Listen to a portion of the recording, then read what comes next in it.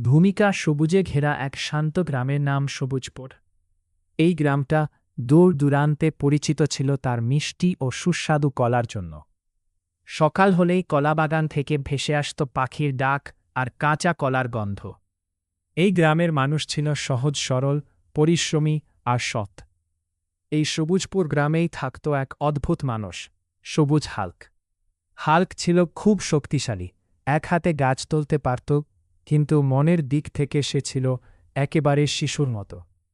আর তার সবচেয়ে প্রিয় জিনিস ছিল কলা। অধ্যায় ১, হাল্কের কলাপ্রীতি। হাল্কের দিন শুরু হতো কলা দিয়ে, শেষও হতো কলা দিয়ে। সকালে ঘুম থেকে উঠেই বলতো, মা গো, কলা আছে? গ্রামের দোকানে গেলে দোকানদাররা হাসতে হাসতে বলতো, হাল্ক আসছে, আজ সব কলা শেষ। কিন্তু হাল্কের একটা বড় সমস্যা ছিল, সে কাজ করতে চাইত না।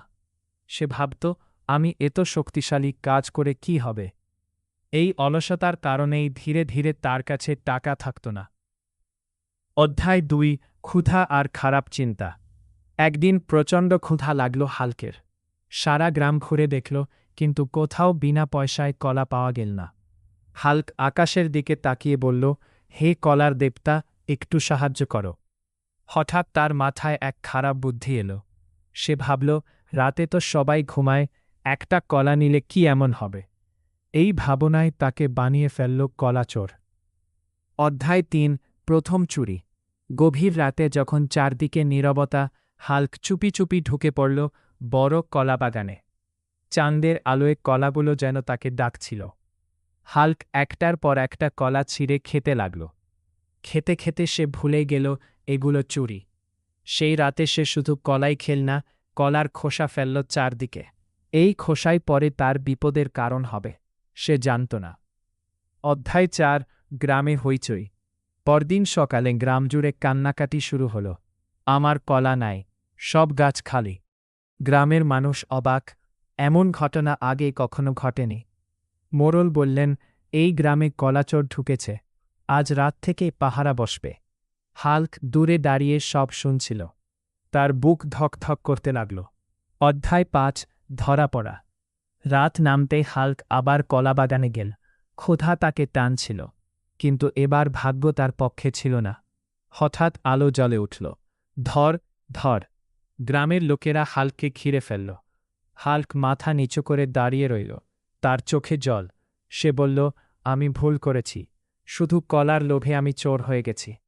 অধ্যায় ৬, শাস্তি নয়, শিক্ষা। গ্রামের মানুষ প্রথমে রেগে গেলেও পরে শান্ত হল। মোড়ল বললেন, চুরি করলে শাস্তি পাওয়া উচিত, কিন্তু তার চেয়েও বড় হল শিক্ষা।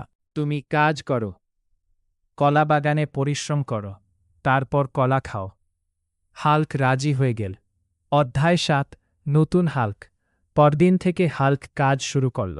গাছ পরিষ্কার, কলা বহন, বাগান পাহারা, সব কাজ। ঘাম ঝরলেও তার মনে শান্তি ছিল।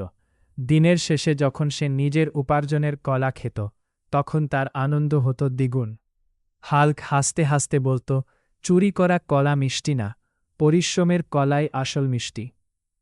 উপসংহার: কিছুদিনের মধ্যেই হাল্ক হয়ে উঠল গ্রামের প্রিয় মানুষ। সে আর কলাচোর নয়, সে হল সবুজপুরের সৎ হাল্ক। শিক্ষামূলক বার্তা: লোভ মানুষকে ভুল পথে নিয়ে যায়। চুরি কখনো সুখ দেয় না।